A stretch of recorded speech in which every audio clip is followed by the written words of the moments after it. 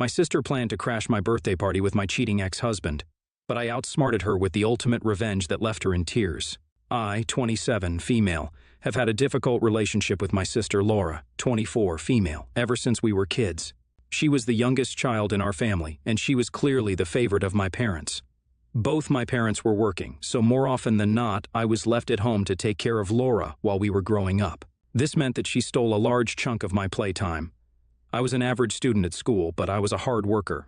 Laura, on the other hand, was a brilliant student, as she didn't have to put much work into scoring marks. So, she would score better marks than me in classes that I had already passed. My mom would often compare our marks and tell her that I scored less than her. While I was at that age, there are several such instances where our parents instilled a sense of competitiveness in Laura against me. With time, this competitiveness turned into a far more mean and bitter feeling toward me. My hard work paid off later in my life when I saw success after college in my career. But after school, my sister struggled in college and had a hard time surviving in jobs. This increased her bitterness towards me, and she resorted to bullying and teasing me at family gatherings. She had no boundaries with me and would often steal my belongings. Even after all her mistakes, she was still the golden child in our family, and I was the black sheep.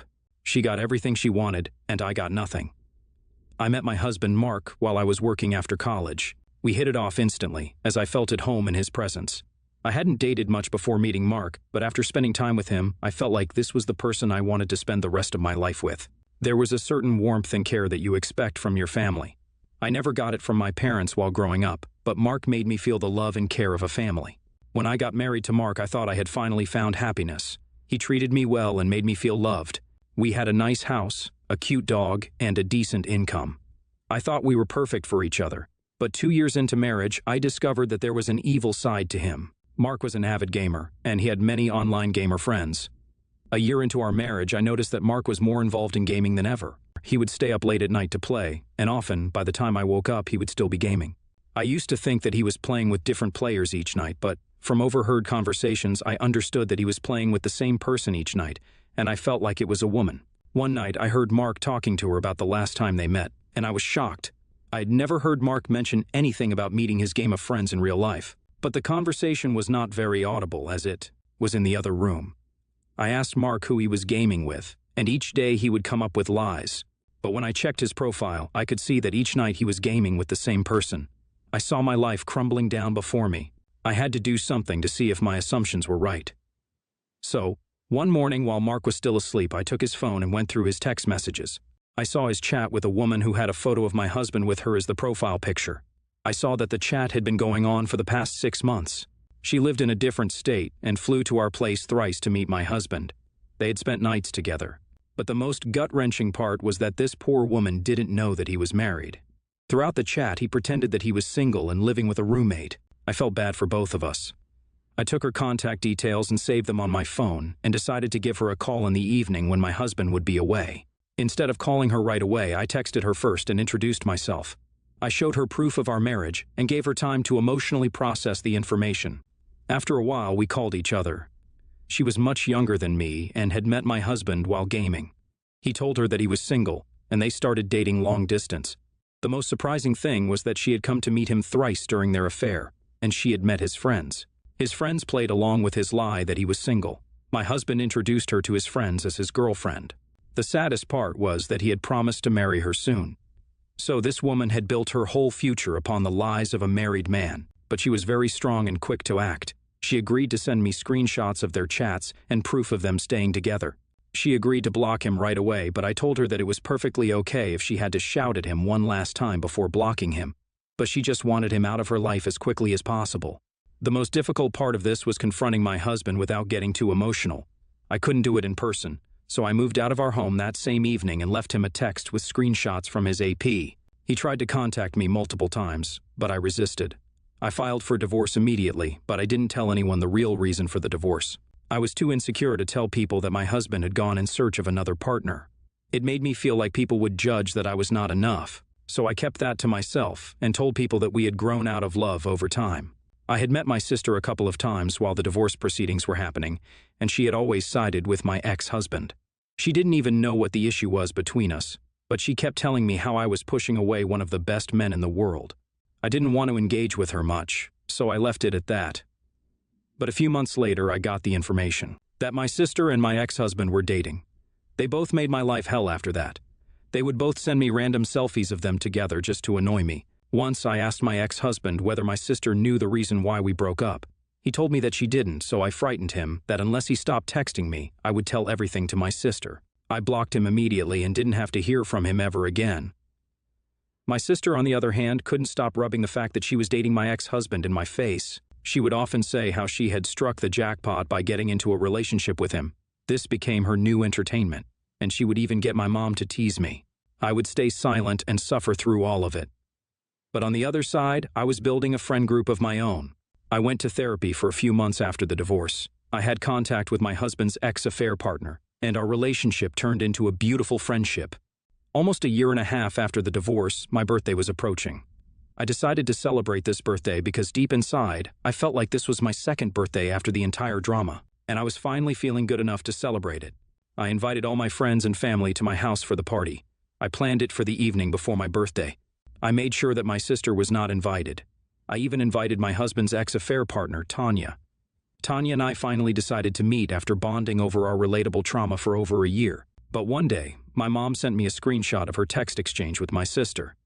My sister had asked Mom whether I was having a birthday party.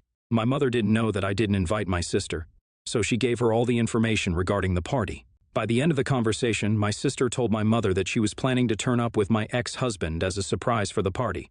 My mother felt like it was incredibly rude for her to do that, so she texted me about it. I was devastated at first, but I decided to play my own game. I contacted Tanya and told her about my sister's plans and how I wanted to get back at her. My plan was simple. I chose my cheating husband as the theme for my birthday. I asked Tanya to send more screenshots of their text exchange. I took screenshots of all the texts that my husband sent me, begging me not to reveal his cheating to my friends and family. I took printouts of the chats and framed them like they were works of art and hung them all around the main room. There was a huge banner in the middle of the room that said, "Happy cheating, Mark." Tanya was present as well, so my plan was perfect. I knew that my sister was proud of having a loyal boyfriend, and this was going to be a blow to her face. On the evening of the party, most of the guests were surprised by the theme of the party, so I had to explain to them about it. We waited there for my sister and my ex-husband to arrive. My parents requested me multiple times to take it down, but I was stern. Tanya and I held hands together to welcome them when they arrived. When they came in, I could see the look of surprise on my sister's face, which soon turned into horror. She went through the screenshots trying to hold back tears and looked at me in disbelief. She then ran back towards her car, avoiding Mark. Mark was dumbstruck seeing Tanya and me together, and he felt ashamed at being outed in front of a group of people. I was satisfied with the execution of the plan and celebrated my birthday in full glory. Am I the a-hole for revealing my ex-husband's past as a cheater to my sister since she started dating him? Update 1. My parents felt like I should have been a bit more considerate towards my sister. She has not picked up our call since the incident. I have tried calling her multiple times, but there have been no replies. Update 2. I unblocked my ex-husband to see that he was still posting photos with my sister. I was surprised to see this, so I took a few screenshots. My sister has come online, but she's still ignoring my texts. I feel relieved to see that she's alive. Update 3. Even after 2 weeks when I got no replies from my sister, I sent her screenshots of the post made by my ex and told her that she shouldn't have continued dating him. She replied immediately telling me that they had broken up and thanked me for sending the screenshots. She called me a while later, and it was awkward. She apologized to me during the call, and I forgave her. Apparently, my ex was posting their old photos to make people believe that they were still dating. That is another reason to hate him. It's still awkward between us sisters, but I think we can work on it from here. NTA, cheetahs belong on the streets, and you showed him where he belongs. That's the perfect way to expose a cheetah. YTA, you had all this evidence, and you still allowed your sister to date him. That talks a lot about you. You should have warned your sister about him much earlier. Next story, I am 30, female. I have a brother, Matt, 45, who has been with his girlfriend Lexi, 33, for 2 years. Lexi has a daughter, Bella, 5. I have a daughter who's 3 years old. We all live in the same city, but Matt and Lexi live in the suburbs.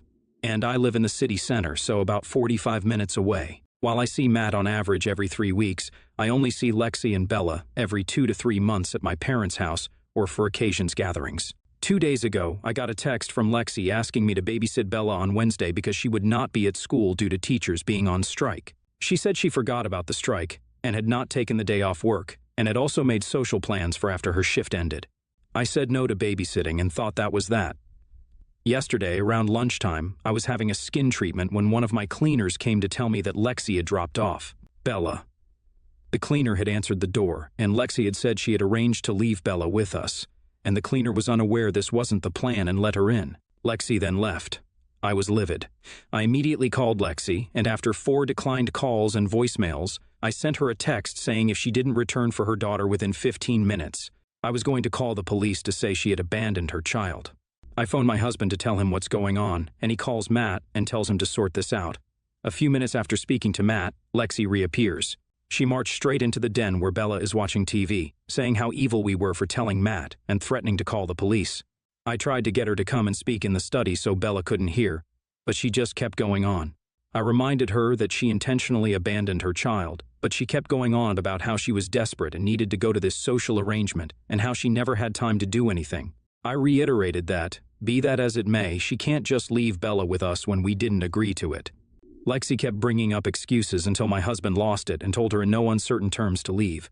By this point, Bella was in hysterics and Lexi seemed totally frazzled. This has since turned into a big thing. Lexi has been posting cryptic things on social media about how hard it is to be a mother when people you expect to be there for you won't help you. I've received texts from her saying Bella is devastated to find out that we don't like her. I've now blocked Lexi. My parents have heard about it, and while my mother is firmly on my side, my dad said, was it really worth upsetting Bella when she was already there? Matt says that while Lexi was in the wrong once she had left, we probably should have just kept Bella and argued about it later. Matt also thinks my husband owes Lexi an apology for intimidating her, which I don't think he does. NTA, you did the right thing calling Lexi to come get her kid. If you had let Bella stay, Lexi would think she could drop off her kid any time knowing that you would end up keeping her. No one owes Lexi an apology. It is her fault that Bella got so upset. NTA, that's the whole trick of dropping off kids and leaving. Your dad needs to wise up and shut up. Let Lexi know your dad has volunteered to have Bella illegally abandoned with him. Next story. I, female, 19, live with my stepsister, Nicole, female, 20. We live together in a small 2-bedroom apartment whilst we both attend the same college. Our hometown is a small rural area that's around the 3-hour drive away. My dad married Nicole's mother around 11 years ago. Nicole and I know each other pretty well and have spent a lot of time together. We haven't always gotten along, which siblings have, but we do consider each other sisters. Anyway, on to the story. So, me and Nicole both got sick of dorms and moved in together around 2 months ago. Back at home, Nicole never cooked for herself, not beyond microwave meals anyway, and now that we're both supposed to be living independently, she started cooking.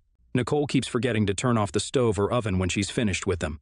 At one point, this nearly caused a full-blown house fire when she forgot about the stove whilst a paper plate of hers had been left on top of it. I kept gently reminding her to turn off the oven stove when she's done with them, but she just doesn't seem to listen. I even tried putting sticky notes around the kitchen to try to remind her. Eventually, Nicole got irritated with the reminders and told me I'm treating her like a child. I said I'm sorry if it came off that way, but she needs to remember. The problem has just kept persisting, and a near miss with the house fire happened again when Nicole forgot about the stove. And she didn't hear the smoke detector because she was blasting music on her AirPods. Luckily, I noticed it and was able to put it out. I tried to have a talk with Nicole and told her this needs to stop. Nicole just got mad before I could even suggest anything and told me to get off her case. She said I'm overreacting and that she can handle it. She refused to listen to anything I had to say and kept talking over me. This has started to make me really anxious, especially when Nicole is home whilst I'm out. I bought some plastic child locks for the knobs that control the stove and oven, and I placed them on there. I know Nicole can't open child-proof stuff. This way she can't use the stove or oven when I'm out of the house. When I'm home, I can make sure nothing happens. Me and Nicole have similar class schedules, so this shouldn't inconvenience her too much. Nicole went ape when she noticed them and started screaming at me and told me I'm a control freak and bullying her. I yelled back at her and told her I wouldn't be doing it if she could act like a responsible adult. Nicole called me a bee and said I have no business controlling when she gets to cook. She's now gone to a friend's place and has blocked my phone number. My dad and stepmother got concerned after getting texts from Nicole, and they kept messaging me about it, telling me I need to get Nicole to come back. Am I the a-hole?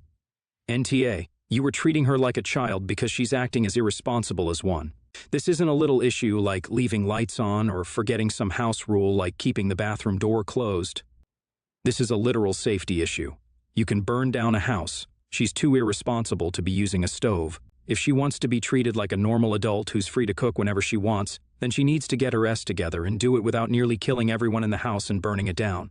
NTA, Nicole is an idiot and has proved herself unable to be trusted to use a stove on her own. What does she expect you to do? Ignore it to save her ego while she burns your place down? Personally, I would have kicked her out and found another roommate rather than putting safety locks on the stove. But either way, the main concern is avoiding your place being burned down, and you took the necessary measure.